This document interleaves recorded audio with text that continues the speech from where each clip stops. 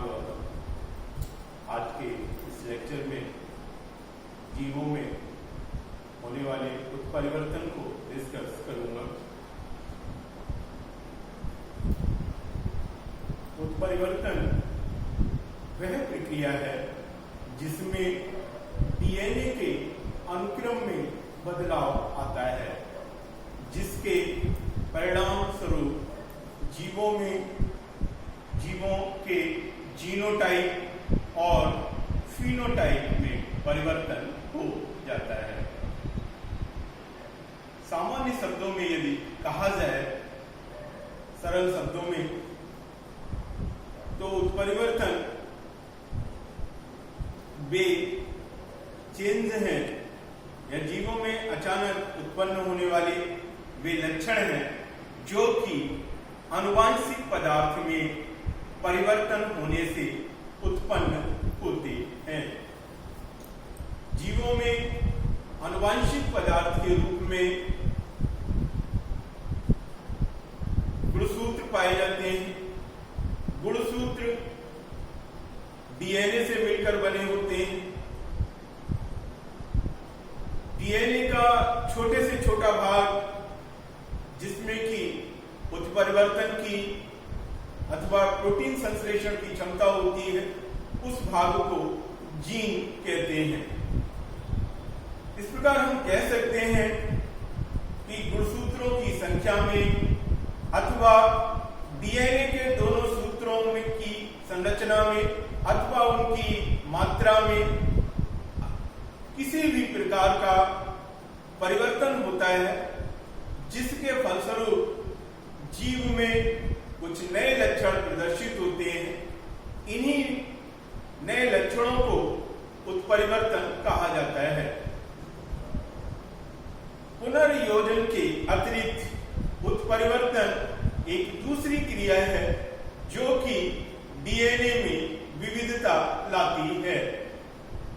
प्रत्येक डीएनए में दो सूत्र होते हैं जो कि अत्यधिक कुंडलित होते हैं। डीएनए का सूत्र का बढ़ना अथवा डीएनए सूत्र में कमी गुणसूत्रों में बदलाव ला देते हैं, जिससे म्यूटेशन होते हैं या कहें कि जिसके कारण उत्परिवर्तन होता है। जीन्स गुणसूत्रों पर स्थित होते हैं, अतः इनकी संख्या में कमी या अधिकता अपसामान्यताओं को जन्म देती है। उदाहरण, सामान्य कोशिकाओं में उपस्थित प्रोटो ओंकोजीन्स के ओंकोजीन्स में बदल जाने पर के कारण ये कोशिकाएं कैंसर कोशिकाओं में बदल जाती हैं। इसके अतिरिक्त डीएनए के एकल क्षार युग्म के परिवर्तन भी उत्परिवर्तन को जन्म देते हैं। इस प्रकार के उत्परिवर्तन को बिंदु उत्परिवर्तन अथवा पॉइंट म्यूटेशन कहते हैं। डीएनए विभिन्न न्यूक्लियोटाइडों के मिलने से बनता है और ये न्यूक्लियोटाइड दो श्रृंखलाओं के रूप में जुड़कर दो स्ट्रैंड बनाते हैं। तो यदि न्यूक्लियोटाइड के अनुक्रम में किसी प्रकार का परिवर्तन होता है और उसके फलस्वरूप जो उत्परिवर्तन उत्पन्न होते हैं, उन्हें बिंदु म्यूटेशन, बिंदु उत्परिवर्तन अथवा पॉइंट म्यूटेशन कहते हैं। दात्र कोशिका अरक्तता या कहें कि हंसियाकार रुधिराणु, जिसे इंग्लिश में सिकल सेल एनीमिया रोग भी बिंदु उत्परिवर्तन का एक उदाहरण है। डीएनए के क्षार युग्म, डीएनए के जो न्यूक्लियोटाइड होते हैं, वो न्यूक्लियोटाइड आपस में क्षार युग्मों के बीच में उपस्थित हाइड्रोजन बंधों की सहायता से जुड़े होते हैं और इन न्यूक्लियोटाइडों में क्षार युग्म जो होते हैं, एडेनिन हमेशा थाइमिन से जुड़ता है गुआनिन हमेशा साइटोसिन से जुड़ता है। तो इन क्षार युग्मों की संख्या घटने या बढ़ने से भी उत्परिवर्तन होते हैं। उन उत्परिवर्तन को फ्रेम शिफ्ट उत्परिवर्तन कहते हैं। उत्परिवर्तन का कारण उत्परिवर्तन भौतिक अथवा रासायनिक कारक के कारण उत्पन्न होते हैं और वे भौतिक अथवा रासायनिक कारण जिनके कारण उत्परिवर्तन उत्पन्न होते हैं उन्हें हम उत्परिवर्तन जन कहते हैं। रासायनिक पदार्थ, परावैंगनी किरणें, वायरस का संक्रमण आदि मुख्य उत्परिवर्तन जन पदार्थ हैं जो कि उत्परिवर्तन उत्पन्न करते हैं। गुणसूत्र उत्परिवर्तन, जब गुणसूत्रों की संरचना में या कहें कि गुणसूत्रों की संरचना में किसी प्रकार का परिवर्तन होता है और उसके कारण जब कोई उत्परिवर्तन उत्पन्न होता है तब उसे हम गुणसूत्र उत्परिवर्तन कहते हैं। गुणसूत्र उत्परिवर्तन के अंतर्गत गुणसूत्रों की संख्या में कमी अथवा गुणसूत्रों की संख्या में अधिकता हो सकती है। सामान्यतः जैसे मनुष्य में 23 जोड़ी अर्थात 46 गुणसूत्र पाए जाते हैं, लेकिन जब गुणसूत्रों की संख्या में कमी हो जाए, गुणसूत्र 46 से 45 हो जाए और या 46 से 47 हो जाए, तो इसके कारण जब कोई अचानक नया लक्षण उत्पन्न होता है तो उसे गुणसूत्रीय उत्परिवर्तन कहते हैं।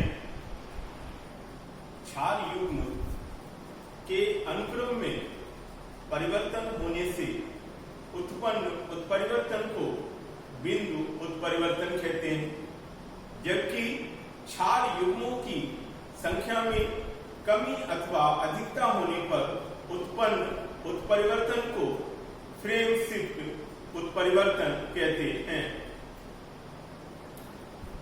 उत्परिवर्तन संतानों में अचानक विभिन्नताओं के उत्पन्न होने का एक तरीका है। उत्परिवर्तन जीवों के आनुवंशिक पदार्थ में रासायनिक परिवर्तन होने के कारण उत्पन्न होते हैं। उत्परिवर्तन के प्रकार, उत्परिवर्तन आनुवंशिक पदार्थ में उत्पन्न होने के आधार पर 3 प्रकार के होते हैं। पहला है जीन या बिंदु उत्परिवर्तन, जब किसी क्षार युग्म के अनुक्रम में परिवर्तन होता है। क्षार युग्म डीएनए में लगे होते हैं, तो उन डीएनए में के न्यूक्लियोटाइड में होते हैं।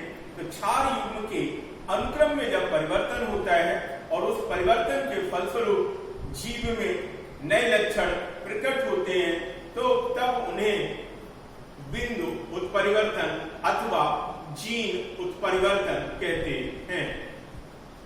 दूसरा है गुणसूत्रीय उत्परिवर्तन, जब गुणसूत्र की संरचना में परिवर्तन आए जिससे उससे जुड़े बहुत सारे जीन्स प्रभावित होते हैं, तो इस प्रकार के उत्परिवर्तन को गुणसूत्रीय उत्परिवर्तन कहते हैं।